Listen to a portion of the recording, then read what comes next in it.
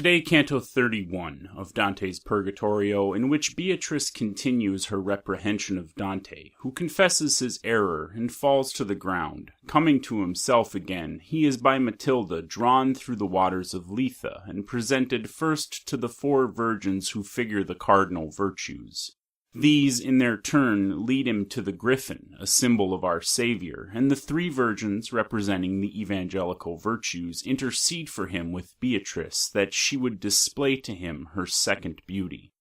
Now, on Kurt reads a poem, Canto number 31 of Dante's Purgatorio. O thou who art beyond the sacred river, turning to me the point of her discourse that edgewise even had seemed to me so keen, she recommenced, continuing without pause. Say if this be true, to such a charge thy own confession needs must be conjoined. My faculties were in so great confusion that the voice moved, but sooner was extinct than by its organs it was set at large.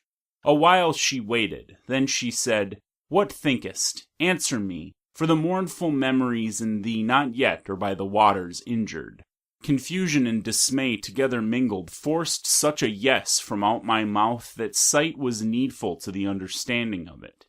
Even as a crossbow breaks when 'tis discharged, too tensely drawn the bowstring and the bow, and with less force the arrow hits the mark, so I gave way beneath that heavy burden, outpouring in a torrent of tears and sighs, and the voice flagged upon its passage forth. Whence she to me, In those desires of mine which led thee to the loving of that good, beyond which there is nothing to aspire to, what trenches lying traverse, or what chains didst thou discover, that of passing onward thou shouldst have despoiled thee of the hope?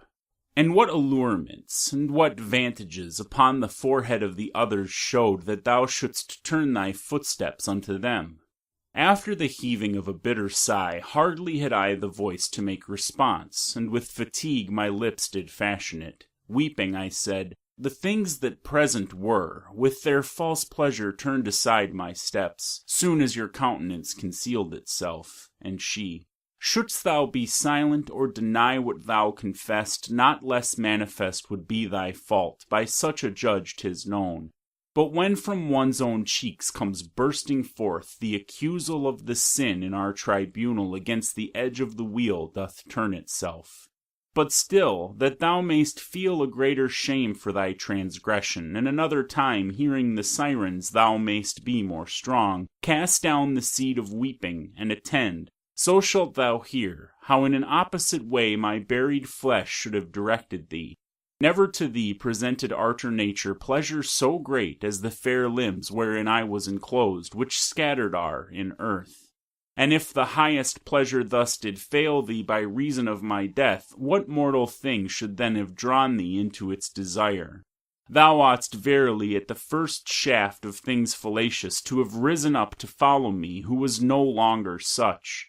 Thou oughtst not to have stooped thy pinions downward, to wait for further blows, or little girl, or other vanity of such brief use. The callow birdlet waits for 2 or 3, but to the eyes of those already fledged, in vain the net is spread, or shaft is shot.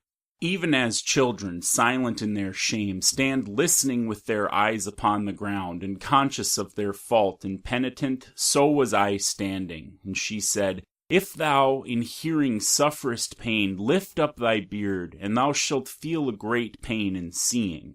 With less resistance is a robust home uprooted, either by a native wind, or else by that from regions of Erebus, than I, upraised at her, command my chin. And when she by the beard the face demanded, well I perceived the venom of her meaning. And as my countenance was lifted up, mine eye perceived those creatures beautiful had rested from the strewing of the flowers, and still but little reassured mine eyes saw Beatrice turned round towards the monster that is one person only in 2 natures. Beneath her veil, beyond the margent green, she seemed to me far more her ancient self to excel than others here, when she was here. So pricked me then the thorn of penitence, that of all other things the one which turned me most to its love became the most my foe. Such self-conviction stung me at the heart, o'erpowered I fell, and what I then became she knoweth who had furnished me the cause. Then, when the heart restored my outward sense, the lady I had found alone, above me I saw, and she was saying, hold me, hold me. Up to my throat she in the stream had drawn me, and dragging me behind her she was moving upon the water lightly as a shuttle. When I was near unto the blessed shore, asperges me, I heard so sweetly sung. Remember it I cannot, much less write it. The beautiful lady opened wide her arms, embraced my head, and plunged me underneath, where I was forced to swallow the water. Then forth she drew me, all dripping, brought into the dance of the four beautiful, and each of them with her arm did cover me. We here are nymphs, and in the heaven are stars. Ere Beatrice descended to the world, we as her handmaids were appointed her. We led thee to her eyes, but for the pleasant light that within them is, shall sharpen thine the three beyond, who more profoundly look. Thus singing they began, and afterwards unto the griffin's breast they led me with them, where Beatrice was standing, turned towards us. See that thou dost not spare thine eyes, they said, before the emeralds we have stationed thee, whence love aforetimes drew for thee his weapons. 1,000 longings, hotter than the flame, fastened mine eyes upon those eyes reluctant, that still upon the griffin steadfast stayed. As in a glass the sun, not otherwise within them was the twofold monster shining, now with the one, now with the other nature. Think, reader, if within myself I marveled when I beheld the thing itself stand still, and in its image it transformed itself, while, with amazement filled and jubilant, my soul was tasting of the food that, while it satisfies, makes us hunger for it. Themselves revealing of the highest rank and bearing, did the other three advance, singing to their angelic saraband.